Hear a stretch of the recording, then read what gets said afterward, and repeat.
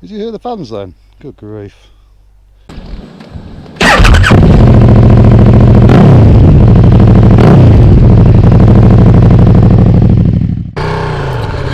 Okay, let's begin this ride on the Ducati V2. It's actually the second video I've done, but yesterday when I looked at the footage, all you could see was a dash, none of the road. So I'm hoping I'm angled correctly today. So just leaving Didcot, so I'm just going to go out on a small run, just to give you some impressions of this motorcycle. Previously mentioned I had a KTM 1290 GT. Ugh, why is he braking? So this is obviously completely different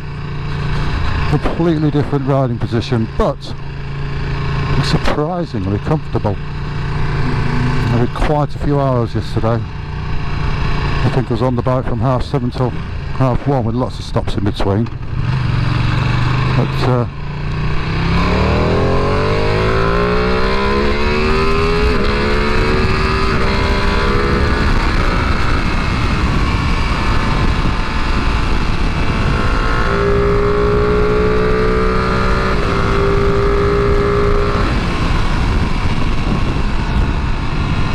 quite agile.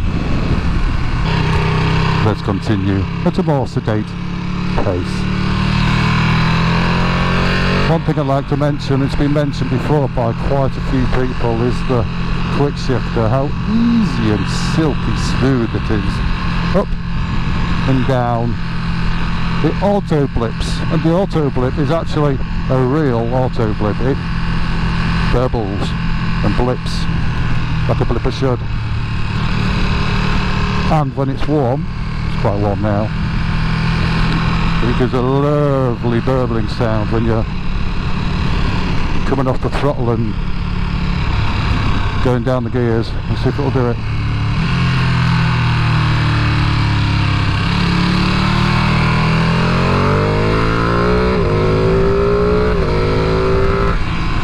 So it's just effortless.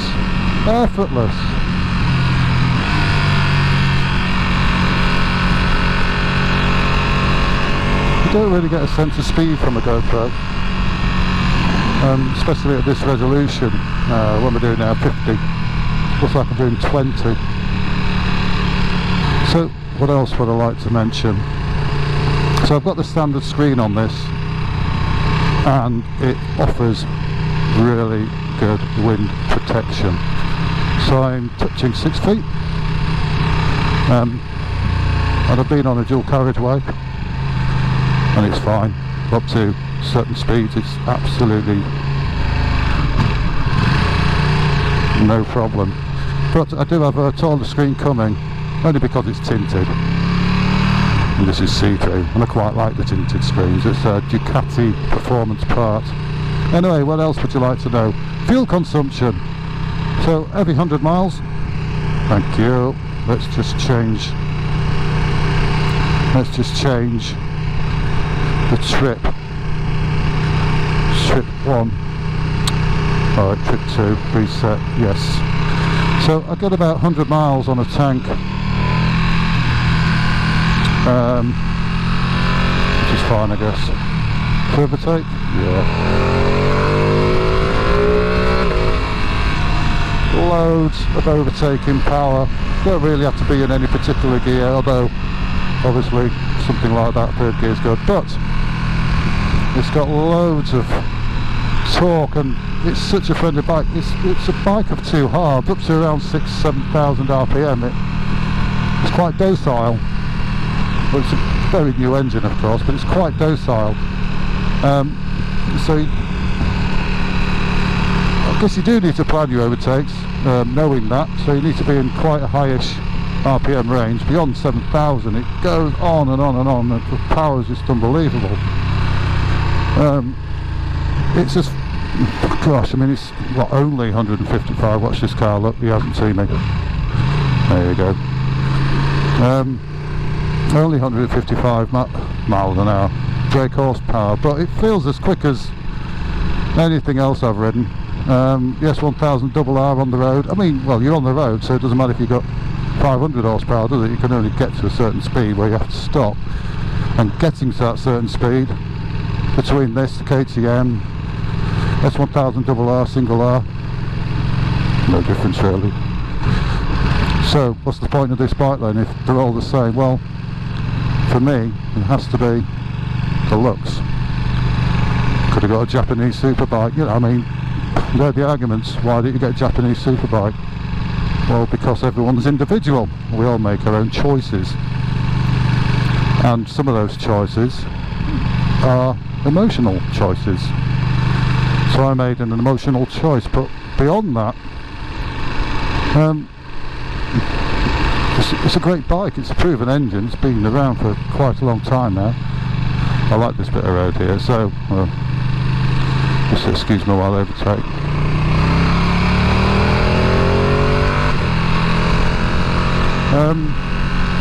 You have to feel emotional about your bike. Now, have I ever got emotional about a Japanese bike? Well, not really.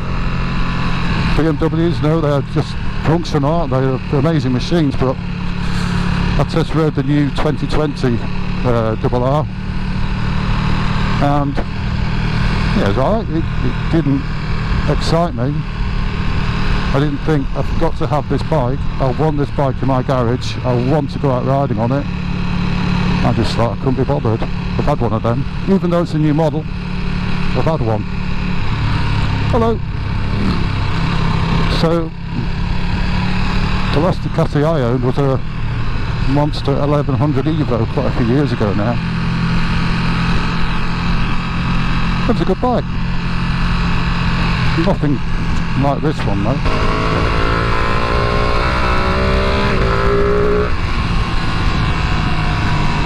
The sound from this, on a standard set of cans, I think I've mentioned this before, don't bother with a effort over it. Don't stress over whether you should, you know, spend £3,800 or $4,000 or whatever it is on getting a set of pipes, because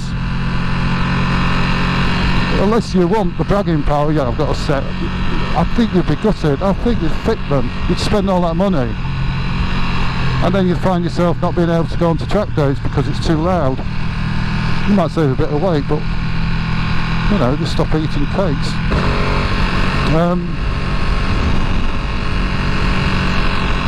But obviously it's up to you. You can bling it up, you can put carbon all over it and fit a new steering damper and exhaust and spend another £5,000 on top of the purchase price, then you've got yourself a £20,000 bike, haven't you? Would you enjoy it more? Don't know.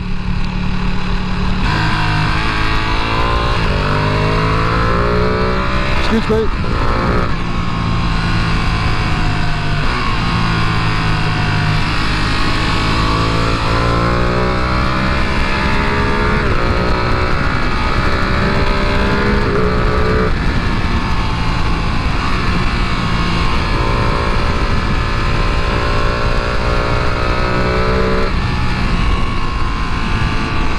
Excuse me while I just did that. You can push yourself right back in this seat. It's massively long. It's super long, so you can get right back in the seat. You can hook your knee in. You can navigate around corners so easily.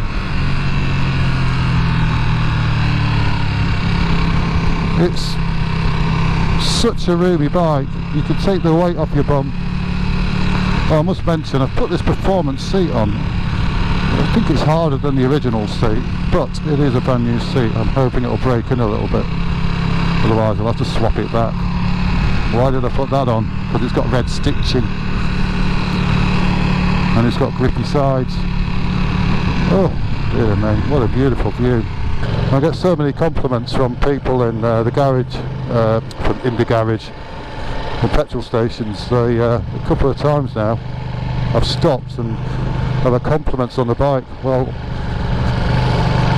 I'm not sure how I feel about getting compliments for the bike. It's not my design, it's the Italians that have designed it. I just purchased their products, but it is nice to know that people are looking at it and appreciating it, just even if they have no engineering nous, they appreciate design, and I think that's true of a lot of people, isn't it?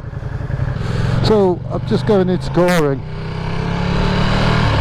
at the moment to give you an idea what it's like going through a little village or a small town.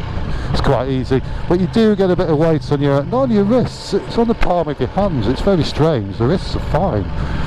It's just right across here on the what do they call it, on the throttle hand. Hello, Goring people. So lovely. Oh, I'm going to go through some wet. God. So what's it like through town? Well, I'm in third gear, I'm ticking over, someone stops. It's fine, it's easy, just like any other bike. I think I mentioned, no I haven't, I mentioned on the video that I didn't release because it was rubbish, that if I was to do commuting work or in town work, I'd probably go to CB 650 or Honda or something like that, a City Uppy, or a Suzuki Bandit or something, and leave this to enjoy. But I'm pretty sure you'd soon tire. I'm having to do slow speed work every day. But if you're just nipping in and out of town like this, it's wonderful. Handles bumps. Oh yes, handles bumps really well. The suspension's brilliant. It's adjustable show on the front, something or other on the back. Something or another on the back. I should know, shouldn't I? But anyway, whatever it is on the back, you can adjust compression rebound and all that wonderful stuff. But I've not had to do anything. I've bottomed. Hello. The suspension. Not even when I went through some potholes, which are annoying. So it seems to be set up okay for me.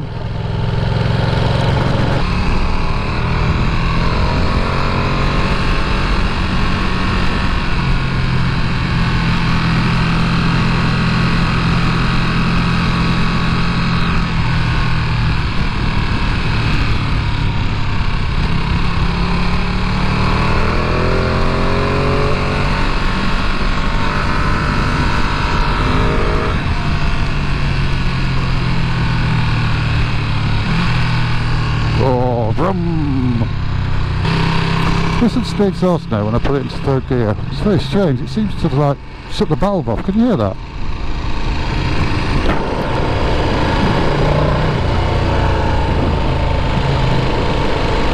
So it's super quiet. I don't really understand how the exhaust valve works, but obviously it's open a little bit, then it closes to quieten it down, and then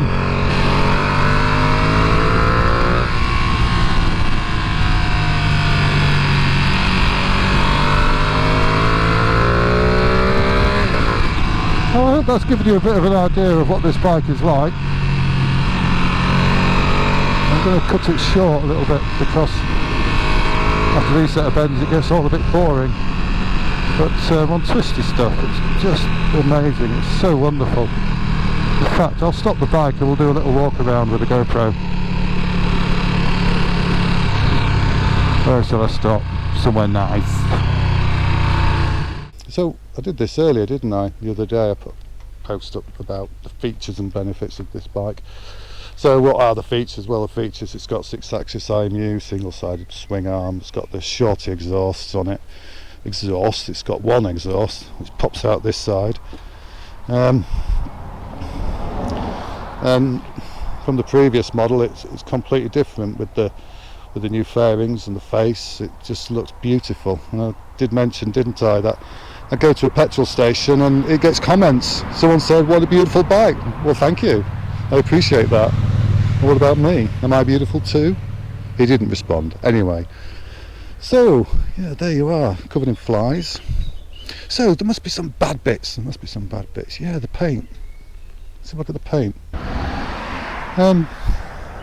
You will scuff this tank. You do need some protection on it, so I'm going to put like a clear doobry over the top just to stop the scratches from getting any worse. I don't know what you call the doobries. What are they called? Sticky stuff, see-through sticky stuff. But oh gosh, I love riding this thing. I got on it this morning actually. I was out yesterday, as I said, for hours. I stopped off quite often, but I got on the bike this morning. I thought, oh no, I can't ride this, my arse is so sore. But the pain went away after 5 minutes, so I don't know what happened. Maybe I'm getting stronger buttocks, but I do hope so. I must do some clenching exercises with the tennis ball, if that's what you do.